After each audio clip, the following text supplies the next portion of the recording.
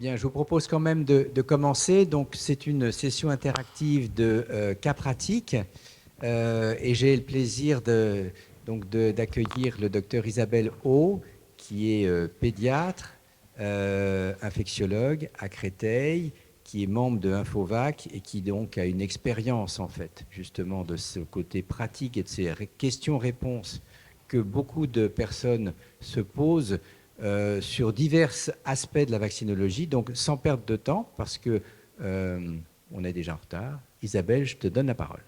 Oui, bonjour. Alors, je vais vous présenter les questions qu'on nous pose régulièrement à Infovac. Et donc, vous verrez des diapos qui ont été faites par l'ensemble des membres du groupe, globalement.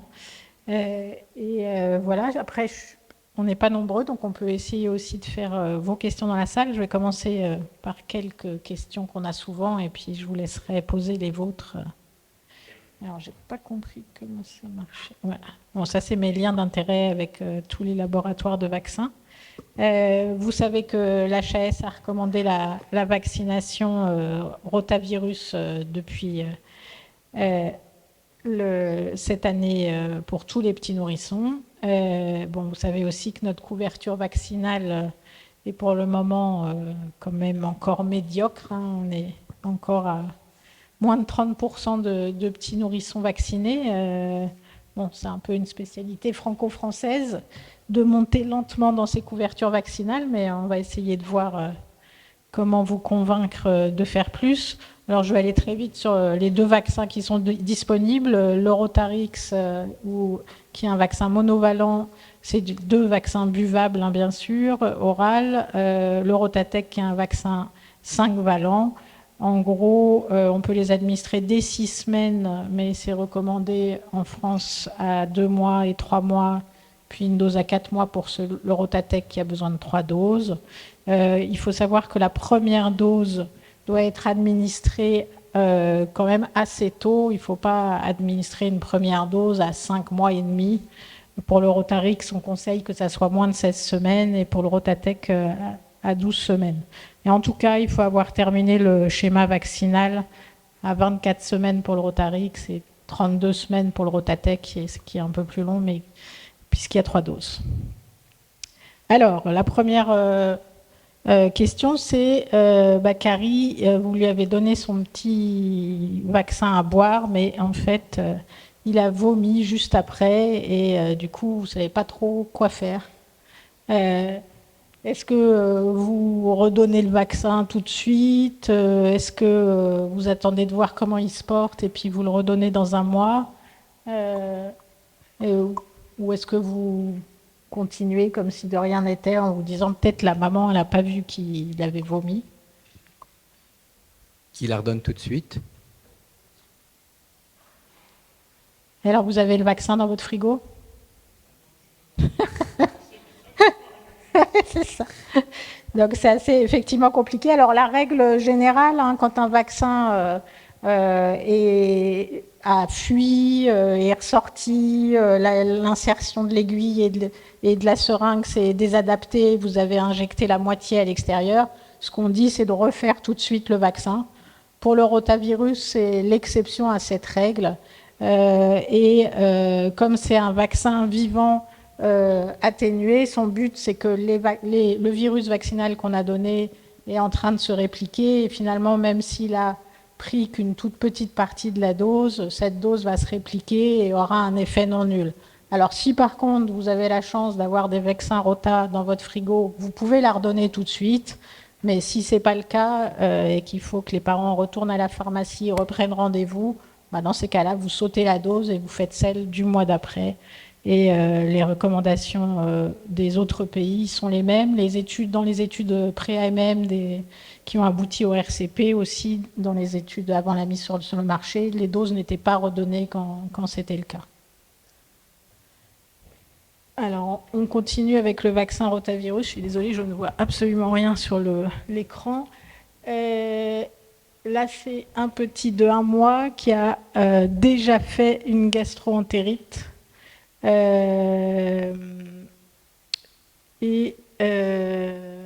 Du coup, il vient à la visite avec son vaccin Rota, mais il se demande est-ce que je le fais? Alors, vous voyez ce petit, la maman vous dit, mais alors il a déjà été hospitalisé, est-ce que je fais la vaccination Rota? Qu'est-ce que vous en pensez? Qui le vaccine pas et qui le vaccine? Ouais, il y a beaucoup d'abstention quand même, mais c'est partagé. Et alors, ce qu'on sait de l'infection rotavirus, c'est effectivement que c'est en général la première qui est symptomatique et la plus sévère, et que la deuxième infection, vous voyez sur le graphe de droite, je suis désolée, je n'ai pas de pointeur, est en règle quand même moins sévère. Vous voyez aussi en haut à droite de la diapo qu'il y a plusieurs génotypes, hein, et que il y en a en moyenne, enfin à 95%, c'est 6 génotypes qui circulent en France. Et donc, la vaccination rotavirus a surtout l'intérêt de remplacer le premier contact. Donc, il n'y aurait pas de difficulté à revacciner cet enfant, parce qu'il y a plusieurs sérotypes qui circulent. Il peut refaire des infections à rotavirus, hein, dans les 2 ans qui suivent. Mais on sait que l'infection en soi protège, et c'est une étude qui vous montre qu'elle protège déjà très bien quand on a une infection rotavirus. Des secondes infections, on est protégé à peu près à 75%, ce qui finalement est à peu près équivalent à ce que vous voyez après une seule dose de vaccination. Si on n'a pas pu terminer le schéma de vaccination par rotavirus, on est à peu près protégé aux alentours de 80% aussi. Donc, ce n'est pas dangereux de redonner une dose. Mais en tout cas, on compte cette maladie comme une dose de vaccin, donc vous la redonnez au moins 1 mois après la maladie.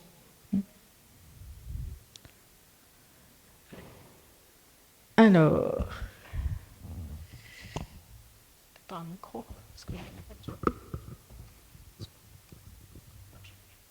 il marche. Du coup,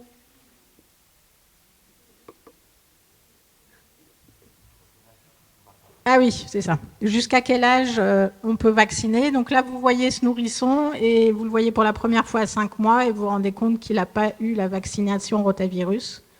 Est-ce que vous allez lui faire? Non, c'est moi qui suis aveugle, c'est pas de votre faute, mais je ne vois rien du tout. Du coup, jusqu'à quel âge on peut vacciner? Donc, on sait qu'on ne vaccine pas après l'âge de l'AMM, qui est 6 mois au maximum, et on n'aime pas vacciner tardivement parce qu'on sait que ça correspond au pic d'invagination naturelle qui est vers 6 mois. Donc c'est important de faire cette première dose précocement. Et donc si c'est un enfant de 5 mois, on ne commence pas une vaccination à rotavirus à ce moment-là, sauf si les parents sont très insistants et vous leur expliquez qu'on prend plus de risques à ce moment-là, mais c'est un risque de desservir la vaccination rotavirus, donc ce n'est pas quelque chose qu'on conseille nous. Les Américains aussi recommandent de démarrer avant l'âge de 15 semaines, en tout cas pour la première dose, et sinon de renoncer.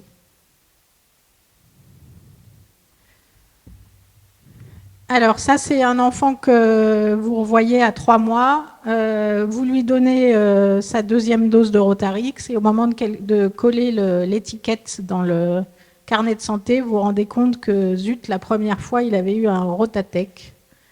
Alors, qu'est-ce que vous faites? Vous dites rien, vous dites, bon, on ne va pas prévenir les parents, je ne sais pas trop quoi leur répondre. Ils s'apercevront probablement de rien. Vous redonnez, les reconvoquez le mois d'après pour faire une 3e dose. Qu'est-ce que vous voulez faire? Vous redonnez une dose de Rotarix tout de suite que vous avez dans votre frigo. Alors, qui redonne une dose tout de suite? Qui arrête là ou qui reconvoque le mois d'après en represcrivant une dose de vaccin rotavirus? Qui reconvoque pour un mois d'après? 3. Ouais, un quart. Qui ne fait rien et qui se contente de ces 2 doses différentes? Ouais, c'est à peu près égalité, moitié-moitié. Et effectivement, c'est plutôt ça qu'on conseille. c'est des vaccins avec des compositions différentes. Donc théoriquement, on recommande de ne pas faire d'interchangeabilité quand les compositions sont différentes. Et la recommandation est bien de garder la même marque. Hein. C'est pas de faire n'importe quoi et de s'en foutre. Mais quand ça a été fait, il y a des études qui démontrent que l'interchangeabilité a été obtenue. Ce qu'on conseille, c'est que quand il y a une dose de Rotatec, c'est-à-dire de 5 valents, on conseille de faire 3 doses en tout. Et on a démontré l'immunogénicité de ce schéma. Voilà. Alors après, en tout cas, on peut se dire qu'avec 2 doses, on est déjà très bien protégé, puisqu'une dose de Rotarix, ça protège à 80%, avec des intervalles de confiance larges, certes, et une dose de Rotatec aussi. Donc, ça fait déjà beaucoup de chances de ne plus avoir une infection en rotavirus qui va entraîner une hospitalisation ou un passage aux urgences. Alors après, on a beaucoup de questions sur le rattrapage. Je ne sais pas combien de temps il me reste, Emmanuel. 20 minutes, on déborde. Du coup, on va aller assez vite, mais c'est juste pour garder quelques dogmes que vous rapporterez facilement chez vous. Comme ça, après, on a moins de questions rattrapage à Infovac, parce que ça nous prend beaucoup de temps de répondre à toutes ces questions. Alors, c'est un grand garçon de 11 ans qui a reçu un vaccin tétravalent microdosé, que vous voyez marqué petit d, petit c et grand T, grand P, c'est-à-dire un Repevax ou un Boostrix, à l'âge de 6 ans, alors que les recommandations, c'est de recevoir un vaccin normodosé, c'est-à-dire un Tetravac ou un Inforix Tetra. Si vous regardez dans les carnets de santé, vous allez voir qu'il y a beaucoup d'enfants comme ça. Qu'est-ce que vous allez faire? Est-ce que du coup, vous lui faites le vaccin normodosé maintenant avec la vaccination papillomavirus? Est-ce que vous faites quand même son vaccin microdosé comme c'est prévu à 11 ans avec son papillomavirus? Ou est-ce que finalement vous enlevez la coqueluche parce qu'il l'a déjà eu à 6 ans, donc c'est pas la peine? Et est-ce que vous regardez un peu les autres vaccinations au passage? Est-ce qu'il a bien eu ses ROR, sa vaccination méningocoque, sa varicelle? Alors, qui refait un Repevax ou un Boostrix Tetra? Ouais, et qui est-ce qui fait un Inforix Tetra ou un Tetravac? Ouais, c'est partagé hein, dans la salle. Alors, les recommandations, c'est s'il ne l'a pas reçu à 6 ans, son vaccin normodosé, de le faire à 11-13 ans. Et il faut qu'il y en ait eu un des deux qui soit normodosé entre les deux. Et après, de toute façon, quelle que soit la solution, vous le reportez jusqu'à 25 ans, hein, le rappel suivant. Il y avait une question là-bas? Non. Et bien sûr, toujours en profiter quand vous voyez les adolescents pour leur rappel de 11 ans, de vérifier qu'ils ont bien eu leurs 2 ROR, qu'ils ont eu la varicelle entre-temps, parce que s'ils ne l'ont pas eu, c'est le moment de leur proposer la vaccination. Vous savez qu'en France, pour le moment, il n'y a toujours pas de vaccination généralisée pour la varicelle. Et aussi, c'est important de voir où ils en sont du méningocoque, parce que si vous êtes venu ce matin, vous savez que c'est l'âge du deuxième pic d'incidence du méningocoque. Alors, il n'y a que le méningocoque C qui est remboursé en France pour le moment, mais on sait que c'est plutôt le quadrivalent ACYW qui serait intéressant. Et vous apprenez qu'il n'a pas eu, donc ça, en regardant le carnet de santé, vous voyez que vous devez lui faire son rappel de Tetravac et qu'il n'a pas eu son méningo et il n'a pas eu son deuxième ROR, il n'en a eu qu'un. Comment vous allez faire? Est-ce que vous allez faire tous ces vaccins en même temps? Est-ce que vous allez devoir séparer le ROR parce qu'il est vivant? Vous le faites un mois après? Comment vous procédez? Est-ce qu'il y en a qui peuvent faire toutes les injections d'un coup? Ouais, un. Aude, tu fais quoi? Ouais, on peut les faire, mais c'est pas très agréable. Alors ça, c'est une question qu'on nous pose souvent, c'est est-ce qu'on peut faire ces vaccins en même temps ou est-ce qu'on doit les séparer? Donc ça, vous voyez ce petit tableau. Les vaccins inactivés, entre eux, on peut les faire ensemble ou à n'importe quel intervalle. Un vaccin inactivé et un vaccin vivant, on peut les faire entre eux le même jour ou à n'importe quel intervalle. Là où il faut faire attention, c'est entre 2 vaccins vivants atténués qu'on préfère faire soit le même jour, soit à un mois d'intervalle. sachant qu'il y a une petite nuance pour le vaccin fièvre jaune. Quand on a le temps et qu'on peut, on aime mieux le décaler des autres vaccins vivants. Et donc, il n'y a pas de problème pour faire plusieurs injections le même jour. Il faut juste les espacer de 2,5 cm entre les injections et évidemment pas rassembler les seringues.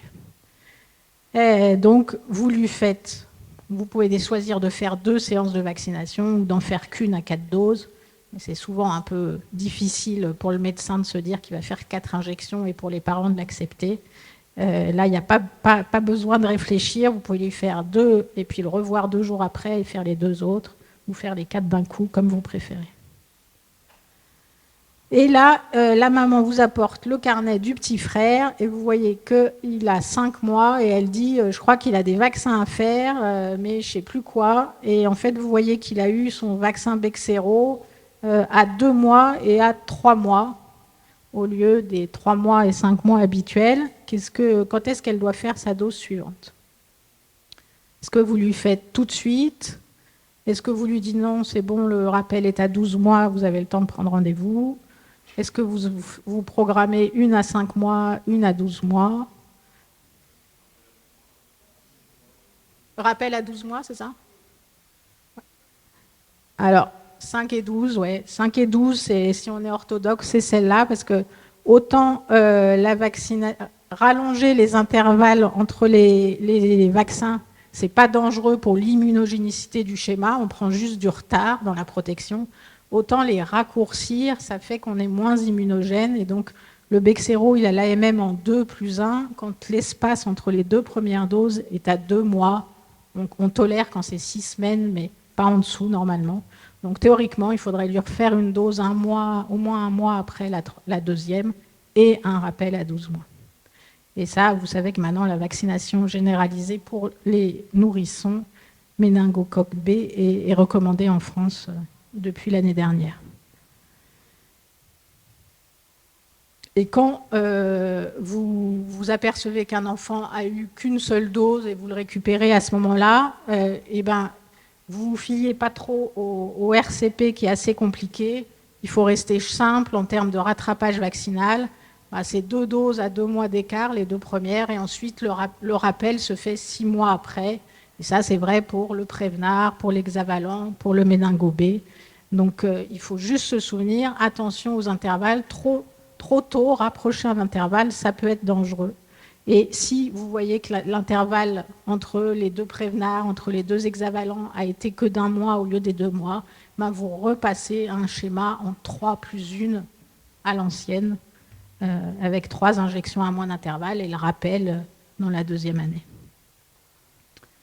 Donc là, la bonne réponse était 5 mois et 12 mois, et on n'oublie pas le paracétamol en prophylactique. Alors, vous avez la maman qui vient vous voir, enfin qui n'est pas encore maman, mais qui a fait ses sérologies prénuptiales, entre guillemets, je ne sais pas s'il y en a qui font ça encore, et qui a une sérologie rubéole négative. Alors, elle ne comprend pas parce qu'elle a été bien vaccinée. Et vous voyez son carnet de santé, effectivement, elle a eu ses 2 doses à 1 an et à 6 ans. Qu'est-ce que vous en faites? Vous lui refaites une injection et vous contrôlez la sérologie. Vous ne tenez pas compte du résultat et vous dites ça doit être le labo. Ou vous refaites une dose et puis vous laissez tomber pour la sérologie. Alors, qu'est-ce qui refait une vaccination? Qu'est-ce qui recontrôle la sérologie après sa vaccination? Qu'est-ce qui fait rien? Il y en a qui dorment ou qui ne votent pas. Robert vous a dit que c'était très dangereux pour la démocratie de ne pas voter. Donc la réponse c'est on ne fait rien et on ne tient pas compte du résultat. Le vaccin rubéole, il est remarquablement efficace et la prévalence il n'y a pas de non-réponse au vaccin après 2 doses. Et surtout, ces sérologies-là, elles ne sont pas faites pour détecter une protection vaccinale, elles sont faites pour diagnostiquer la maladie. Et donc, le fait que sa sérologie négative ne signifie pas qu'elle n'est pas protégée. Elle a eu 2 doses, vous n'en tenez pas compte. Et donc, pour ça qu'on milite pour qu'il n'y ait plus ces sérologies de fait. Et c'est marqué comme ça dans le calendrier vaccinal. J'ai le droit à un dernier cas clinique? Ouais, Alors, la vaccination HPV, vous avez vacciné un adolescent qui avait 14 ans à l'époque, avec une première injection de Gardasil 9, et il vient vous revoir à 17 ans. Il n'est pas du tout revenu, il est 6 mois après, comme c'était prévu. Qu'est-ce que vous allez faire? Alors maintenant, il a 17 ans, donc est-ce que vous allez recommencer tout à zéro? Est-ce que vous allez refaire une injection de Gardasil maintenant, et puis vous referez une 3e dose dans 6 mois? Est-ce que vous lui faites seulement une dose et puis ça suffit? Ou vous ne lui faites pas de nouvelle vaccination parce qu'il vous dit qu'entre-temps, il a démarré sa vie sexuelle? Une dose? 2 doses? Qui dit mieux? Pas de 3 doses? Eh bien, c'est qu'une dose, effectivement. C'est un principe de base en vaccinologie. D'abord, on ne recommence jamais le schéma à zéro. Si on a laissé passer le moment du rappel, l'augmentation de l'intervalle ne va pas diminuer l'immunogénicité du schéma. C'est juste qu'il a été moins bien protégé pendant tout ce temps-là. Donc, vous allez faire cette dose maintenant. Et comme il a commencé sa vaccination avant ses 15 ans, quand vous l'avez vu la première dose, il vous suffit de faire une 2e dose et ce sera la dernière. C'est l'âge de la première dose qui compte pour valider un schéma en 2 doses, même si maintenant il a plus de 15 ans. Donc c'était la bonne réponse. Et vous savez que la couverture vaccinale en France reste toujours catastrophique, ce qui est un scandale sanitaire. Et on est, vous voyez, on progresse doucement, mais on est aux alentours de 40% pour les filles à 1 dose et 34% à 2 doses. Et pour les garçons, vous voyez que ça fait quand même 3 ans maintenant qu'on vaccine les garçons, 3-4 ans, je ne sais plus. Et on en est à 10%, quoi. Donc, il ne faut vraiment pas voir un adolescent en consultation, quel que soit le motif, sans lui prescrire un vaccin Gardasil. C'est vraiment important. Voilà, et c'est comme ça que Emmanuel Macron a promulgué la reprise des vaccinations en milieu scolaire. On va voir ce que ça donne, mais moi j'ai commencé à en voir qui arrivait avec le petit papier de l'école et qui paraissait plutôt intéressé, donc je reprends espoir. On termine par coqueluche femme enceinte. Donc c'est une femme de 27 ans qui a fait son rappel coqueluche il y a 2 ans, à ses 25 ans comme normal.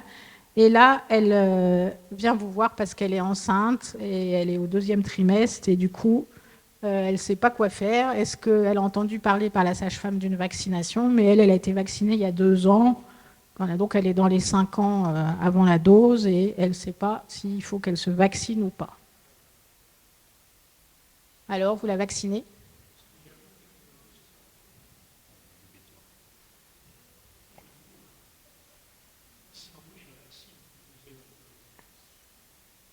J'ai 2 questions, je ne la vois pas. Ah oui, oui, d'accord, pardon. Ouais. Ouais, elle pense à leur proposer. Effectivement, c'est un cas clinique un petit peu optimiste où la femme enceinte pense à venir vous voir. Et ouais.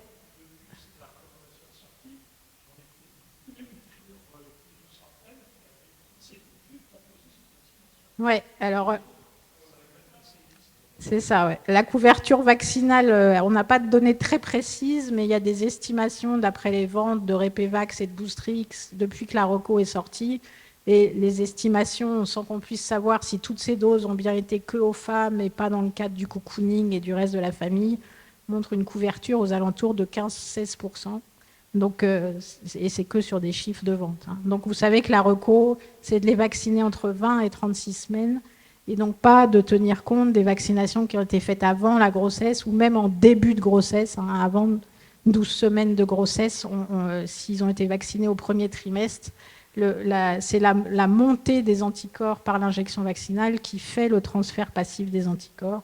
Et donc, oui, il faut les revacciner pendant la grossesse et à partir du 2e trimestre et les revacciner à chaque grossesse.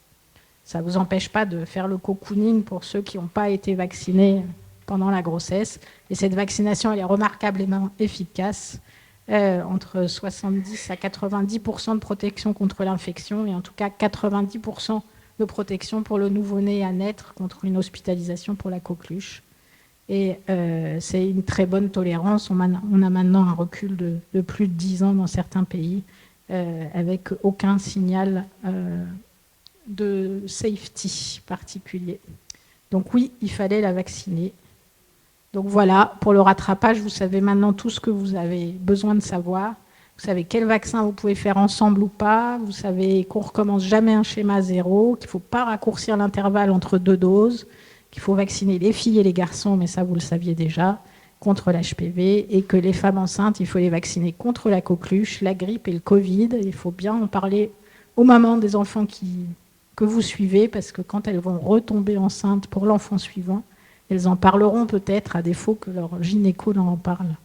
Et si vous avez des questions sur d'autres sujets, vous n'hésitez pas. Vous pouvez appeler la plateforme d'Infovac.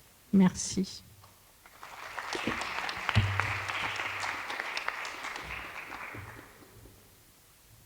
Eh bien, merci beaucoup. Vous avez le droit à poser d'autres questions, hein, si vous le souhaitez, parce que en fait, c'est la dernière session. Ah non, il y a encore une session derrière nous. Non, il y a fini. On a fini, en fait. Donc, oui, allez-y. Prenez le micro. Merci. Moi, j'ai une petite question. Je remplace en PMI beaucoup. Et j'ai été confronté beaucoup à la difficulté de trouver les vaccins faits chez les primo-arrivants qui n'ont pas eu de carnet de santé ou un carnet de santé qui est écrit en langue étrangère. Et je me demandais, j'ai trouvé des sites. Ouais. Je me demandais comment on pouvait retrouver des recommandations sur les vaccins qui ont été faits dans d'autres pays. Ouais, alors notamment ça, des pays où vous avez des recommandations de l'HAS et puis on a fait sur Infovac une fiche justement pour ce cas de figure-là parce que c'est effectivement très fréquent. Et je vais te montrer la diapo où tu pourras trouver les sites qui permettent de connaître les calendriers vaccinaux de tous les pays parce que souvent ces enfants ont déjà été vaccinés et avec ce lien sur le site... tu peux avoir tous les calendriers vaccinaux de chaque pays et aussi leur taux de couverture moyenne. Et sinon, si on n'a pas de documents, ce qu'on utilise, c'est qu'on revaccine ces enfants et on fait la sérologie de tétanos après. Et en fonction de la réponse, on sait s'ils ont été primo-vaccinés ou pas. Donc ça permet ensuite de se recaler en fonction. Il faut savoir que dans les calendriers de vaccinaux internationaux, il faut se méfier que le P, c'est souvent pas que polio, c'est pertussis, et que le polio est souvent oral et apparaît sous la dose de OPV ou IPV de manière séparée, mais ça reste valable comme le polio dans les... Donc en gros, si tu n'as aucun document, si tu as un document, tu tiens compte de ce que tu as et tu rattrapes les doses qui manquent. Et s'il n'y a pas de document, tu fais un hexavalent, ou si tu veux rester dans l'AMM, parce que les hexavalents n'ont pas l'AMM après 3 ans, tu fais un tétravalent plus un Angérix, et tu doses la sérologie hépatite B et tétanos, plus ou moins le VIH, si jamais, ou l'électrophorèse de l'hémoglobine en fonction du pays d'où il vient, et si tu as besoin de faire des dépistages, et tu doses la sérologie tétanos 1 mois après, et en fonction de la réponse, tu vas savoir s'il a été primo-vacciné. S'il a plus de 1, il a été promo-vacciné, tu le cales sur le prochain rappel du calendrier français. Et en revanche, en fonction du tableau de l'OMS, tu vas savoir s'ils sont vaccinés aussi contre la rougeole. Généralement, ils n'ont eu qu'une dose, ou pas toutes. Donc dans ces cas-là, pour le ROR, on n'hésite pas à refaire les 2 doses à 1 mois d'intervalle, parce qu'il n'y a pas de risque d'hyperimmunisation. Autant si on rappelle très souvent les tétravalents avec le tétanos et la diphtérie, on finit par avoir un phénomène d'artus avec un gros bras. Autant ça ne se passe pas avec le ROR. Si jamais il est immunisé, il inactive les virus vaccinaux qu'on lui injecte, il n'y a pas de réplication et il ne se passe rien. Et puis tout ce qui est vaccination HPV, méningocoque, c'est fait plus rarement dans les pays en voie de développement. Mais voilà. Donc en gros, soit tu as un document, tu tiens compte de ce document, soit tu n'as pas de document et il faut passer par la sérologie, mais pas la sérologie avant, la sérologie après revaccination. Je ne sais pas si j'ai répondu. Et il y a donc 2 documents dont tu trouveras les références. Un document de l'HAS de 2019 et la fiche Infovac qui est sur le site aussi. Et sur la fiche Infovac, tu trouveras le lien pour les calendriers vaccinaux de tous les pays.